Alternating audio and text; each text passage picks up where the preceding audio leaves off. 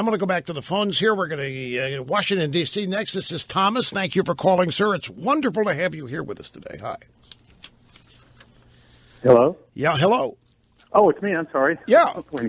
Oh, mega Nero Wolf, wisdom guided by experience. Ditto to you, Rush. I love your show. Thank you.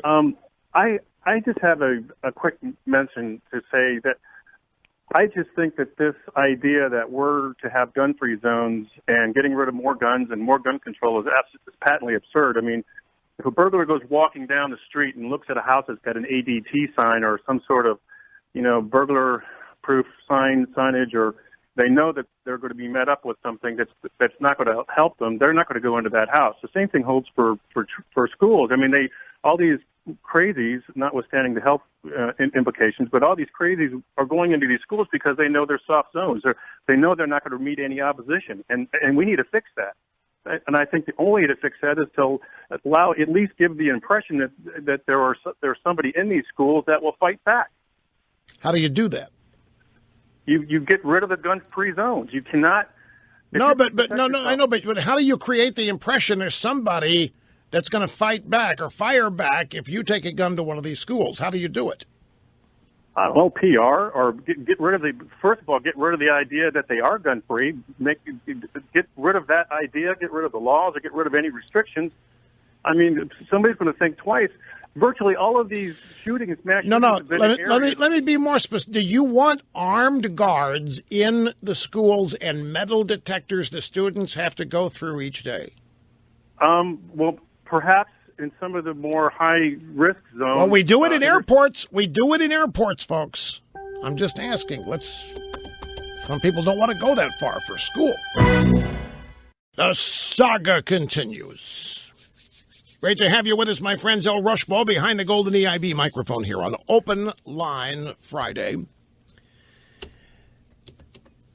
It's great to hear Thomas, Washington, D.C., basically agree with me here. Folks, I don't think this can be mentioned enough. So I opened the program, and I think it's a really important point.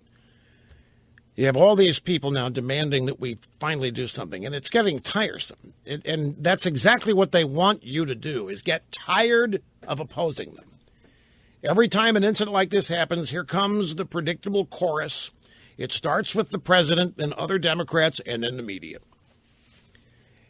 And they all say, we've got to change the Second Amendment. We've got to get rid of it. We've got to get rid of guns. We've got to stop this. And I know I'm worn out with it. 27 years. Every damn one of these incidents, we have to spend a sufficient amount of time here explaining what the left is doing, why they're doing it, why it's wrong, why it's dangerous if they were to succeed with their policy on this and so forth. It's just, but they're wearing other people down. And I want to try to help you fight this idea that maybe it's not worth fighting. Just put your hands up. Let them have it. I'm tired of dealing with it. I don't want any more shootings. So you just stop opposing them. Don't do it. Because there's evidence galore. They already have what they want. And it's precisely them having what they want that is causing all of this. Most American cities are already gun-free zones. Chicago, illegal to own a gun there, yet look at the gun violence. Baltimore, already a gun-free zone. Not just the schools within, but the entire city. New York City, Washington, D.C. These cities have the most stringent gun control laws in this country. The Second Amendment may as well not even exist in these cities. And yet, look at the crime rate. Crimes committed with guns. Look at how well it has not worked. We already have their Petri dish. Their blueprint has been implemented in all the cities they run. And look at the cities they run. Look at the economies, look at the cultures, look at the crime rate of every city they run, folks. It's an absolute disaster. And then when these incidents happen in areas they control, they come out and blame the innocent. And then they say silly things like America has blown its right to bear arms, as though Freedom is only as good as how well people use it.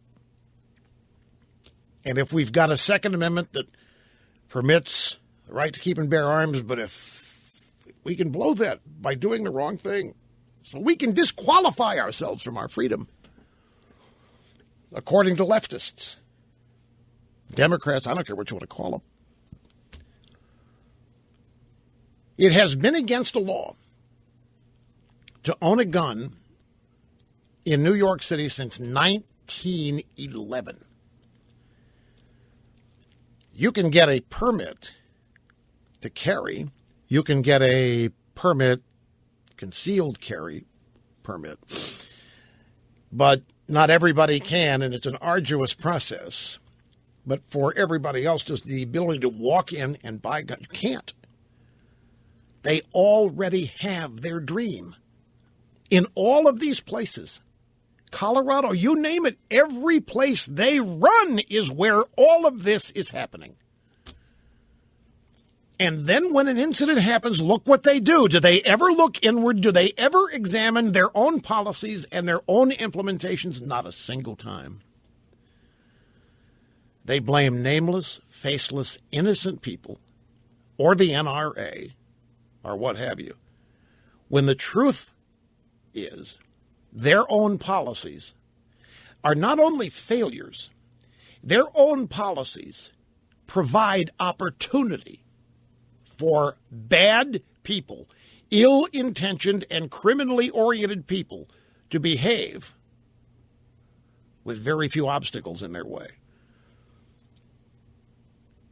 Got a madman, a lunatic, somebody criminally deranged with a gun or two, and there's a school full of children.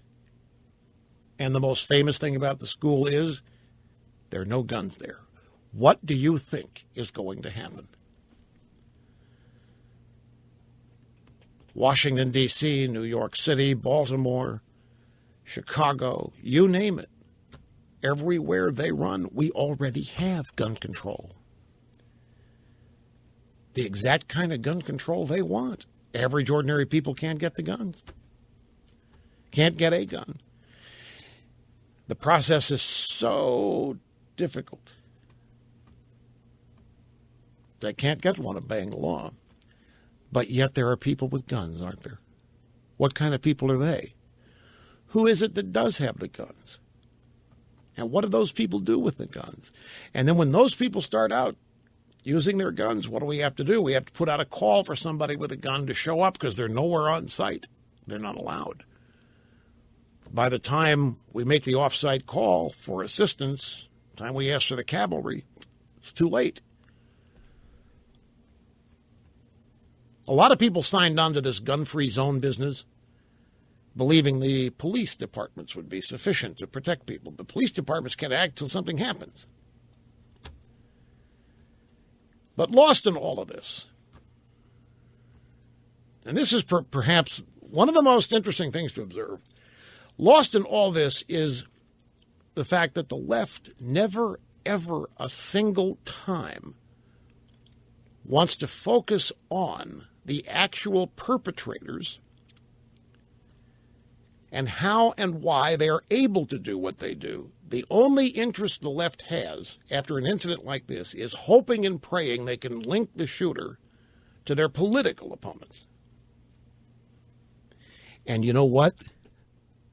They very rarely are able to do it because it practically never happens that the shooter is a mainstream, bitter clinger conservative Republican. Isn't that amazing? It's very rarely that's the case. I can't recall. The shooters are always mentally disturbed or they have allegiances and loyalties to some of the oddest, most deranged, famous organizations and people in the world. But they're not mainstream, normal, law-abiding Americans that crack, start showing up at schools and start shooting people. The people that are shooting up schools more than likely vote Democrat when you get right down to it, if they vote. So what more are they going to do? If we have sacrificed our right to have guns because we've shown we are not worthy, then what's next? You can't get guns now in all these cities that they run. What's next? What is this massive answer to the program, the problem that they have? And the answer is they don't have an answer. They don't have a solution. These incidents do not promote the desire on these people's parts to find a solution. What is instead is inspired is the opportunity to separate the law-abiding from their guns. Not to prevent incidents like this from happening because the law-abiding are not committing them. So there is never really any serious effort made to understand who the perps are and why they did it. And especially if it's ever learned or discovered that the perps admire Nazis or ISIS or some other branch of militant Islam or some other screwball world belief system, they're ignored. It's said not to be a factor. We're told nothing to see here. We need to focus on the fact that there are too many guns and we need to get them off the streets. There aren't too many guns in the schools. There aren't too many guns in New York and Chicago not held by the law-abiding. There's all kinds of guns held by the bad guys, and I haven't yet heard any of these people tell me how they're going to get the guns out of the bad guys' hands. That's the one thing they can't tell us. They never even try. How are you going to keep Dylan Root from getting a gun, Mr. President? How's that going to happen? How's your plan going to result in Dylan Root not getting a gun? Or this shooter?